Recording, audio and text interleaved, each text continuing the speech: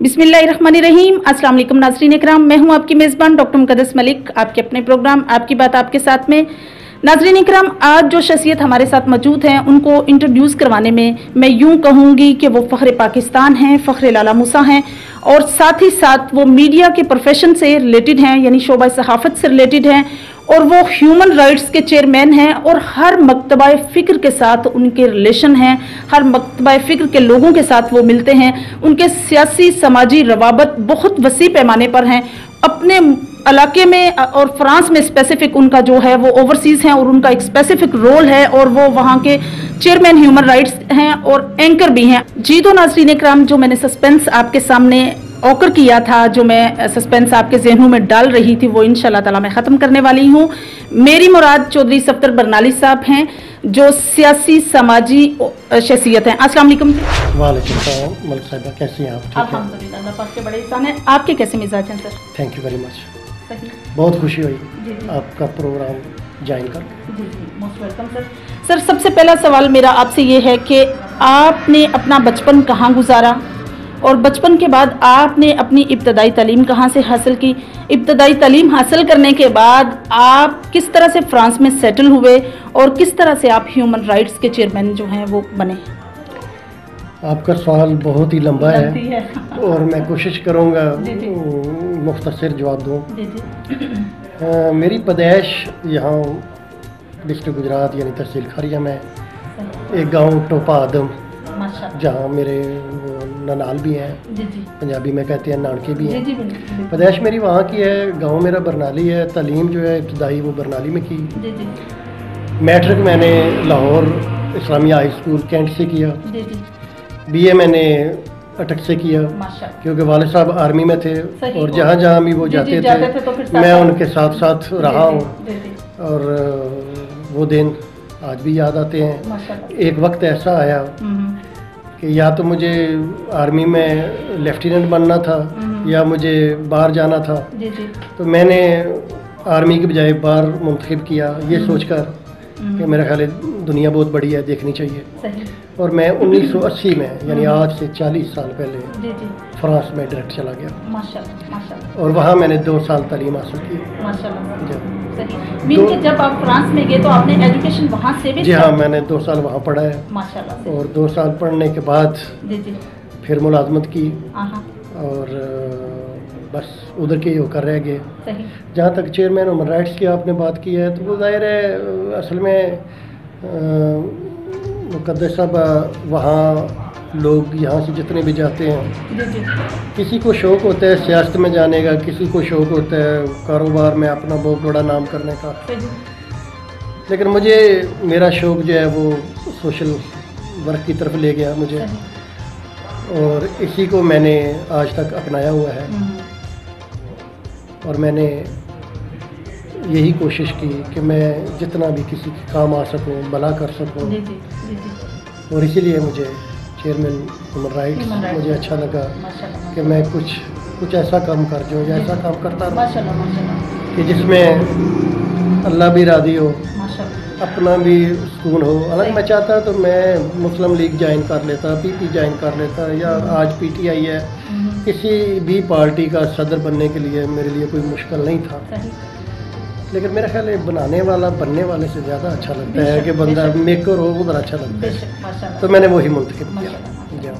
बहुत अच्छी बात है और बड़े फ़ख्र की बात है सर कि आपने ह्यूमन राइट्स जैसे डिपार्टमेंट को चूज़ किया और इस पे आप मैं समझती हूँ कि सबसे बड़ा जो पैशन है यही है। अच्छा, नेक्स्ट क्वेश्चन मेरा ये है आपसे कि सोशलिज़म या सोशलिस्ट होना सर एक ऐसी ऑनर की बात है, एक ऐसा पैशन है मेरे व्यू में जो अल्लाह पाक की तरफ से इंसान के दिल में खुद पैदा होता है और बहुत कम लोग होते हैं जिनके दिलों में ये जो है स्पेसिफिक पैदा होता है। आपने सोशलिज़म कैसे स्टार्ट किया?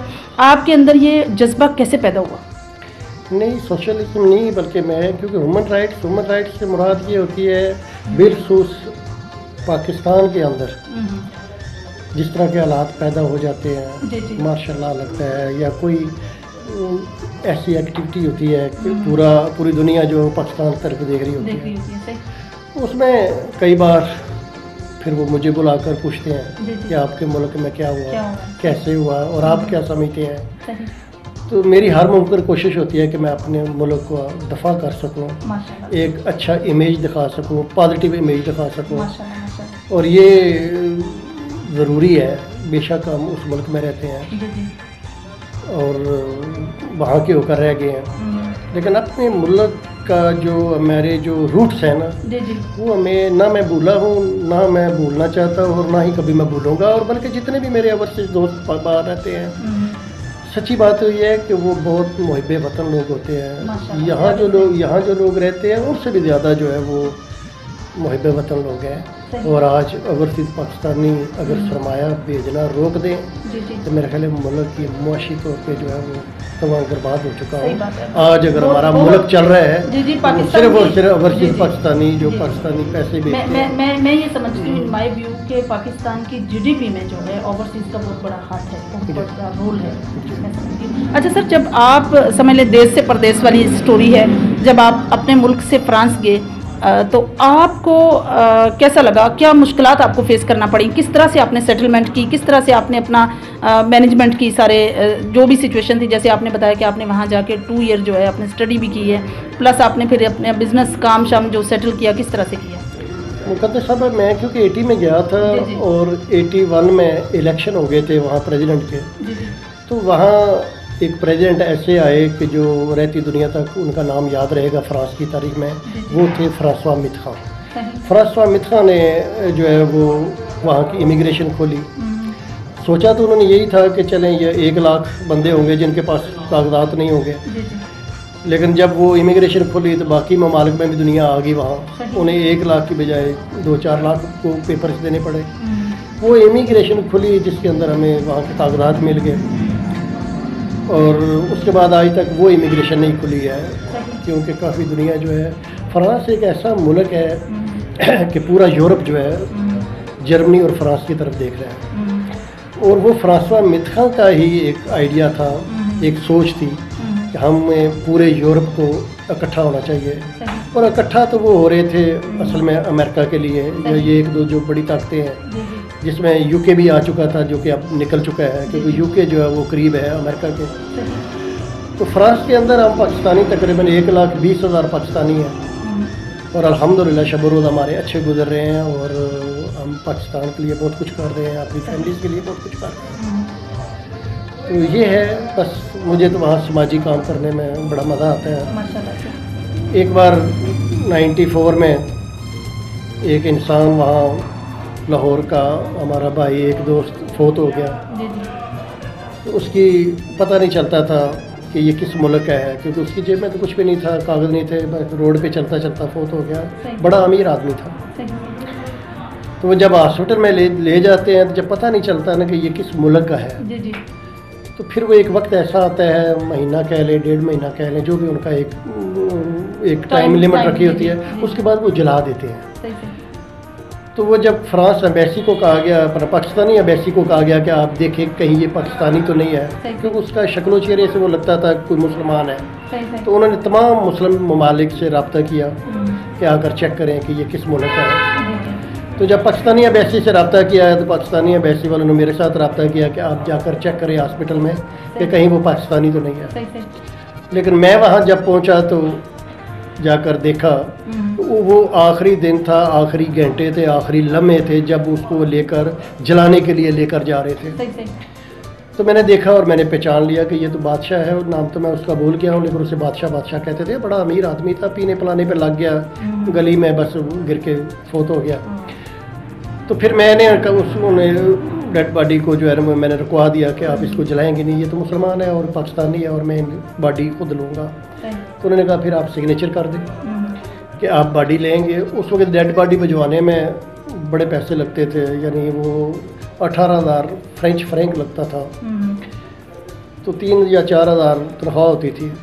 तो मैं सिग्नेचर कर आया कि ये बॉडी जो है मैं लेकर जाऊँगा। मैंने अपने दोस्तों को आकर बताया, ट्रैवल एजेंसी होती थी मेरी, सारे दोस्त सारी पार्टियों को मेरे दफ्तर में आते होते थे, गप्पे लगाते होते थे, पूरा दिन मेला लगा रहता था। तो मैंने आकर बताया कि आपको पता है कि वो बादशाह किधर गया है? नहीं, काफ़ी दिन हो गए नहीं देखा। मैंने कहा उसकी डेथ हो गई है और ये चीज़ है। तो मेरे दोस्तों ने कहा कि नहीं, हम सब मिलकर जो है ना ये पैसे आपको देंगे, इकट्ठे करेंगे और ये बॉडी जो है भिजवाते हैं। फिर हमने तलाश किया लाहौर में कि इसका पीछे है कौन, पता चला एक बहन है।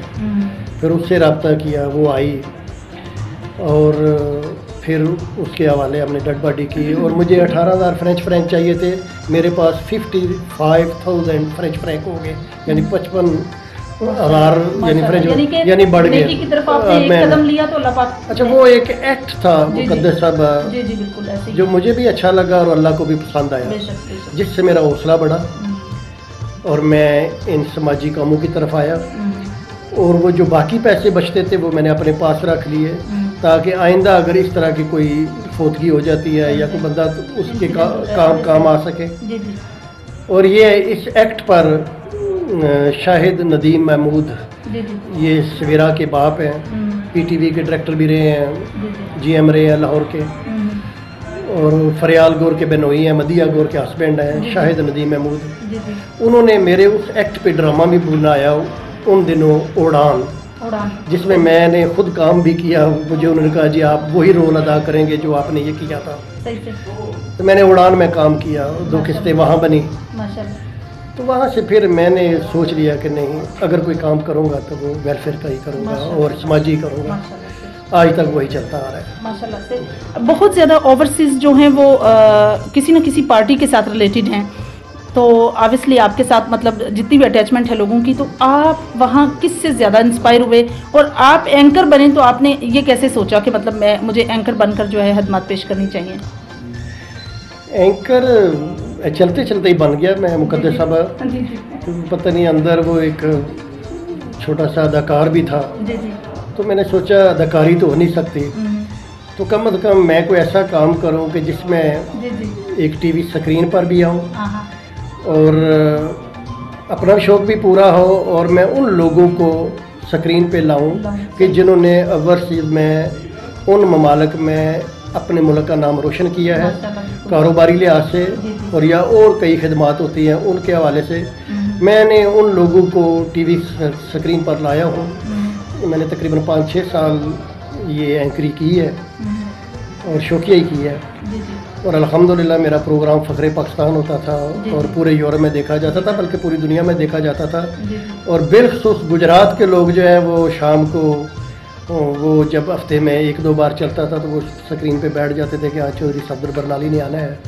तो मैंने प्रोग्राम अल्लाह ताला के फजल करम से एक बेबाक किया है और बहुत अच्छा किया है, और इंशाल्लाह फिर दोबारा मैं शुरू करूँगा TV पे।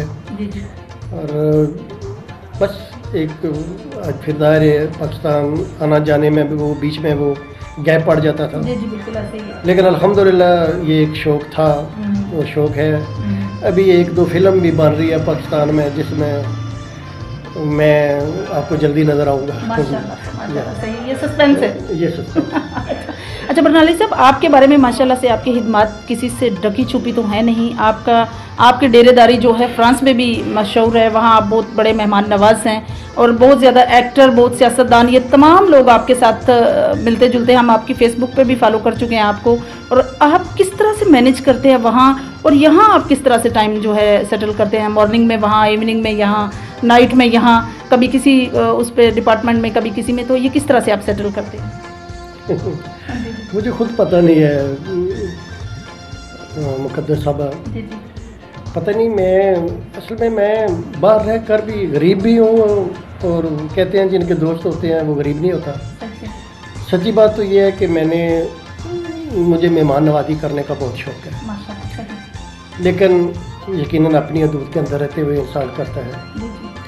लेकिन उस हदूद के अंदर रहते हुए मैं ज़रा खूबसूरती से मेहमान नवाजी करता हूँ, और मुझे अच्छा लगता है कि जो थोड़ी बहुत करूँ दिल से करूँ और एक अच्छे अंदाज में करूँ। तो मैंने वहाँ पेरिस में गुजर हाउस बनाया हुआ है, और अल्हम्दुलिल्लाह मेरे हर कमरे से, मेरे हर सिटिंग रूम से, बल्कि किचन से भी वो टावर जो है, तूरे फैल जो है पेरिस का, वो नज़र आता है। तो मैंने शौकिया एक वहाँ डेरा बनाया है, और आज तो काफ़ी लोगों ने ज़ाहिर वहाँ बना लिए हैं अपने अपने मकान, लेकिन जब मैंने आज से 20-22 साल पहले बनाया था तो वो एक अलग ही। तो ये सारा होता है कि जब इंसान घर से भी कोई थोड़ी सी उसको कवरेज मिले, घर में भी एक हौसला मिले, तो मेरी बेगम ने भी अच्छा साथ दिया। तो वो भी मेहमान नवाज हैं, तो हम दोनों मियाँ बीवी फौजियों के बच्चे हैं। जी जी। अच्छा लगता है। और मेरा ख्याल है कि कोई भी ऐसा सियासतदान, कोई भी ऐसा जर्नैल, कोई भी ऐसा एक्टर भी कह लें, मजहबी, डॉक्टर जाकिर नाइक, डॉक्टर इसरार, डॉक्टर ताहिर अल कादरी, और कोई भी ऐसे नहीं है जो मेरे घर में नहीं गए हैं। और सबसे बड़ी बात कि मस्जिद नबवी के इमाम भी मेरे घर में रह कर गए हैं, और मुझे उनकी मेहमान नवाजी करने में जो मुझे अच्छा लगा था वो आज तक वो खुशबू मैं आज तक नहीं भूल सकता। तो ये एक, अब ज़रा बूढ़ा हो गया हूँ तो ज़ाहिर है वो शौक़ कम होता जा रहा है।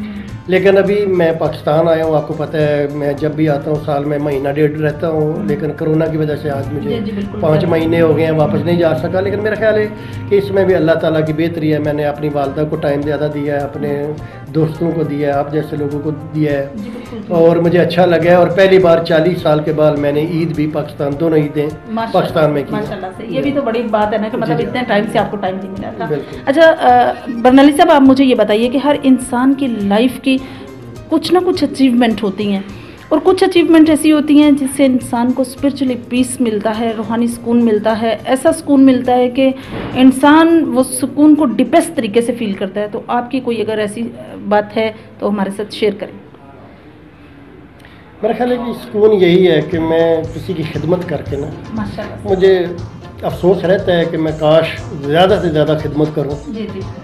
लेकिन फिर जब मैं अपनी चादर देखता हूँ तो फिर मैं कहता हूँ कि नहीं, चादर के अंदर रहते हुए बंदा इंसान कर तो सकता है जितना भी कर सकता है। तो मुझे खिदमत करके, किसी के काम आके, किसी का राजीनामा करके, चेहरे पे खुशी देखकर मुझे बहुत सुकून होता है, माशाल्लाह, मुझे अच्छा लगता है। ऑब्वियसली बहुत बड़ी बात की आपने सर। अच्छा मुझे ये बताइए कि आपका सियासत के बारे में, ओवरऑल पॉलिटिक्स जो है उसके पॉलिटिशियन के बारे में आपकी क्या राय है, और स्पेशली डिस्ट्रिक्ट गुजरात की सियासत के बारे में आपका क्या ख्याल है? और अगर मैं बात करूं विलेज लेवल की, तो विलेज लेवल की पॉलिटिक्स के बारे में आपकी राय क्या है, और MNA या MPA लेवल की पॉलिटिक्स में आपकी क्या राय है? ये राय कोई सियासतदान ही बता सकता है, मुकद्दर साहब, मेरे जैसा आदमी तो खैर बता नहीं सकता। लेकिन ये है कि नज़र मैं भी रखता हूँ जिस तरह दूसरे लोग रखते हैं, शऊर रखते हैं, सियासी शऊर भी है। देहातों में ज़ाहिर है जिस तरह चेयरमैन बनते हैं, बदकिस्मती है चेयरमैन जब बनते हैं, जब चेयरमैन मजबूत होते हैं तो उनको गर्दी भेज दिया जाता है, फिर नाज़म सिस्टम आ जाता है, फिर उसको ख़त्म करके फिर चेयरमैन की तरफ आ जाते हैं। तो ये जो जोड़ तोड़ जो इस तरह की है ना, असल में बदकिस्मती है इस मुल्क की कि इस मुल्क को ना तो सही तरीके से जमहूरियत मिली है और ना ही अमरीत मिली है। या तो जमहूरी निज़ाम, मुकम्मल जमहूरी निज़ाम हो, या फिर अमरीत हो तो एक ऐसी अमरीत हो कि जो सिद्धियाँ करते पंजाबी में कहते हैं, वो भी मार्शल लॉ भी हमें भी जो है मिला है, वो भी कोई प्रॉपर यानी प्योर मार्शल लॉ नहीं मिला है। तो ये कोई एक ऐसी चीज़ बन जाए, एक ऐसी चीज़ हो कि मुल्क कम से कम अपनी डगर पर चल पड़े, वो नहीं चल सका। और सच्ची बात तो ये है कि इमरान खान एक वाहिद लीडर था जिसकी तरफ कौम ने देखना शुरू कर दिया था। लेकिन बदकिस्मती से ये लोगों के, अवाम के ख्वाहिशात के मुताबिक जो इसने वादे किए थे, जितने भी वादे किए थे, किसी एक पर भी पूरा नहीं उतरा, जिससे बददिली, बदगुमानी और ये लोगों को जो है बड़ा अफसोस हुआ है, बड़ी तकलीफ़ हुई है। मैं क्योंकि मुझे ज़्यादा अर्सा रहने से ये पता चला है कि महंगाई कहाँ तक जा चुकी है। मैं देख रहा हूँ ना, लोग फिर ठीक है कोरोना आया है, कोरोना पूरी दुनिया में आया है, लेकिन इस कोरोना ने इस मुल्क की मुआशी हालत और गरीब लोग ख़त्म होते जा रहे हैं। रही बात आप गुजरात की सियासत की कह रहे हैं, ज़ाहिर है सबसे रवाबत है मेरे, और मैं सबको ही अच्छा कहता हूँ कभी मैं। लेकिन जो सबसे ज़्यादा तगड़ा किसे कहते हैं? तगड़ा सियासतदान जिसे तगड़ा सियासतदान आपको भी पता है डिस्ट्रिक्ट गुजरात में चौधरी बरादरान ही है, लेकिन चौधरी बरादरान की एक अपनी सियासत है। वो बरादरीज़म से अभी निकले कोई भी नहीं निकला, लेकिन वो तो बिल्कुल ही नहीं निकले।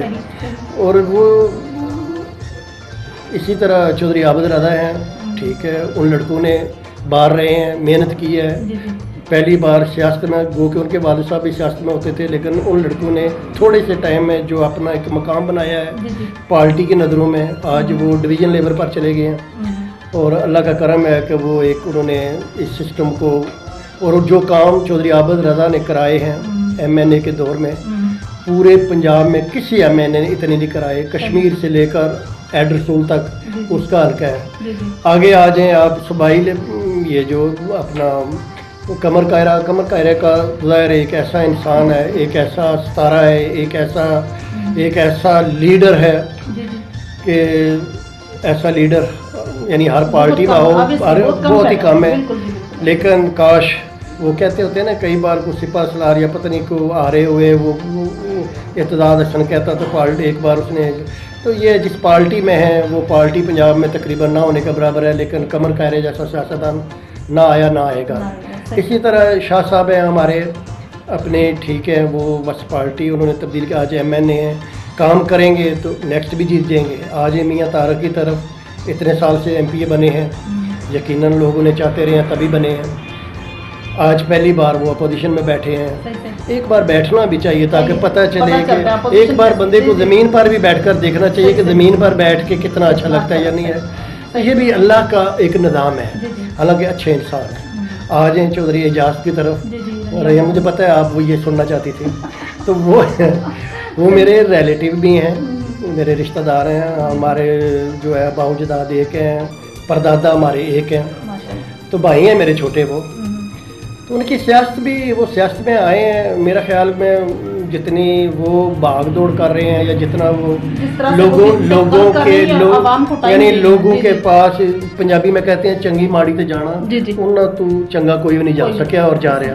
हाँ, MPA ज़रूर एक बार बनेंगे, कब बनेंगे ये नहीं मैं कह सकता हूँ, बनेंगे वो ज़रूर, मैं ये नहीं बनेंगे। लेकिन हल्का सा उन्होंने लोगों को मायूस ये किया है कि जिस जमात में वो थे, वो जो मजहबी जमात थी, मौलाना जो अभी कोई नाम याद करा दे मुझे, खादम, मौलवी खादम साहब, उनकी जब जमात में गए थे तो वो एक लोगों ने उन्हें बड़ा प्यार किया था। सच्ची बात है, लोगों ने जहाँ भी गए थे लोगों ने प्यार किया था। और मैं ये समझता था कि शायद अब बड़ी खूबसूरत डायरेक्शन पे मेरा भाई जो है वो उसने ले ली है और अल्लाह ताला उसकी मदद करेगा, और करनी भी थी। और मैं कहता हूँ कि लेकिन दोबारा जब वो पार्टी दूसरी में गए हैं, हल्का सा महसूस हुआ है कि काश उसी पार्टी में रहते, कम अज़ कम अल्लाह, यानी कोई उस इंसान से अल्लाह ताला कोई काम लेना चाहता है। लेकिन अगर वो ये समझते हैं कि नहीं, किसी पार्टी में रहकर मुझसे किसी अल्लाह ने काम लेना है, बिस्मिल्लाह, दुआ गो हैं हम उनके लिए, और बनेंगे ज़रूर जिस तरह वो मेहनत कर रहे हैं। लेकिन मैं ये नहीं कह सकता कब बनेंगे, ये मुझे नज़र आ रहा है सर, मैं कह सकती हूँ कि इंशाल्लाह मे बी नेक्स्ट, मैं ये नहीं कह सकता। उसकी वजह ये है कि वो ये ज़रूर है कि जिस वो जा रहे हैं ना, वो अक्सर कहते होते हैं कि अगर मैं ना बना ना तो मैं समझूंगा कि मुझ में कोई खामी थी, तो इसका मतलब उनमें कोई खामी है। लेकिन जो सब जो मैंने चौधरी एजाज साहब में खूबी देखी है ना, माशाल्लाह से, इतने कीमती टाइम में से भी ना वो अल्लाह पाक की जो मतलब हदूदों की उदा उनको नहीं भूलते। सबसे पहले वो नमाज अदा करते हैं, फिर आप इतने मेरिट पे डिसीजन करते हैं। मैंने उनके अक्सर डिसीजन जो है ना वो बड़े पॉजिटिव तरीके से देखे हैं और ऑब्जर्व किए हैं अल्हम्दुलिल्लाह। तो मैं समझती हूँ कि इट्स वेरी अप्रिशिएटेड, जो मेरी विजन है। आगे हर बंदे की अपनी अपनी राय है, मुझे नहीं पता कौन क्या समझे। अच्छा, आप जितनी तारीफ करेंगे मुझे खुशी होगी, मेरा भाई है। अच्छा, नेक्स्ट मैं आपसे ये कहूँगी कि लास्ट में सर आप किसी यूथ के नाम, हल्के के नाम, डिस्ट्रिक्ट गुजरात की आवाम के नाम, या ओवरऑल जो है कोई मैसेज कन्वे करना चाहते हैं? देखिए, ये मुझे दुख ज़रूर होता है, अफसोस ज़रूर होता है कि जब ये इलेक्शन का वक्त आता है ना, तो ये जब वक्त आता है तो फिर ये गांव जाते हैं लोगों का हाल हवाल। अभी बड़ी बड़ी मैंने फौतगियाँ देखी है, ना मैंने MPA देखा है, ना कोई MNA देखा है। बात उधर ही आती है। अब मैं दोनों की तरफ लूँगा, साइड के मियाँ तारक भी जाता है और इजाज भी जाता है। तो ये कहने का मकसद ये है कि ये लोग चंगी माड़ी से जाते हैं, बाकी बहुत कम जा रहे हैं। इन्हें जाना चाहिए, इन्हें सिर्फ इलेक्शन के वक्त नहीं जाना चाहिए। इसी तरह चौधरी आबद रज़ा हैं, 3-4 भाई हैं, अल्हम्दुलिल्लाह वो भी कोशिश करते हैं। चौधरी आसिफ अच्छी चंगी माड़ी थे, पंजाबी में कहते हैं, जाते रहते थे, आजकल वो जर्मन में है। तो ये जब चौधरी जाफ़र माशाल्लाह बहुत काबिल इंसान है, दुआ है कि दोबारा वो मुल्क की खिदमत करें। लेकिन फिर वही बात आ जाती है कि मैं मायूस हुआ हूँ खान साहब से कि जो इन्होंने वादे किए थे, बल्कि मैं खुद, अच्छा चले ये कह लें कि मैंने खुद उनको वोट दिया था, यानी ना चाहते हुए दिया था कि नहीं ये जो हैं ये शायद यानी अगर इमरान खान कामयाब ना हुए तो याद रखना अगले 50 साल ये कौम किसी पर एतमाद नहीं करेगी। अभी 2 साल में बिल्कुल ज़ीरो पर बैठे हुए हैं। पेट्रोल आप देख लिया है, किस्त देनी हो तो 5 रुपये पेट्रोल बढ़ा दो, किस्त दे दो, लेकिन ये कोई हल नहीं है। अब इनके पास इतना वक्त नहीं है, 2 साल गुजर गए हैं, बाकी 3 रह गए हैं। अगर ये कर सके तो कर सके, वरना भूल जाएं, लोगों का एतमाद उठ जाएगा, ख़त्म हो चुके, यानी क्योंकि लोगों ने इनको वाकई लोग इन्होंने इनका साथ दिया, दिल का साथ दिया था, ख्वाह वो ख़वातीन है, लेकिन अफसोस कि वो नहीं लोगों की इक़दार पे पूरा नहीं कर सके। जी तो नाज़रीन इकराम, ये थी चौधरी सफ्दर बरनाली साहब की गुफ्तगू और बहुत अच्छे तरीके से उन्होंने हर मकतबा फ़िक्र, हर पहलू पर डिस्कस किया और हर पहलू को उन्होंने जो है सामने रखा। लेकिन सबसे ज़्यादा जो इम्प्रेसिव चीज़ थी वो पॉलिटिशियन थी गुजरात की, और प्लस साथ ही उन्होंने जो सोशलिज्म पे या समाजी लेवल पे बात की है वो सबसे ज़्यादा इम्प्रेसिव थी। इंशाल्लाह मेरी और आपकी मुलाकात होगी फिर किसी नए प्रोग्राम में, तब तक के लिए इजाज़त चाहती हूँ। अल्लाह हाफिज़।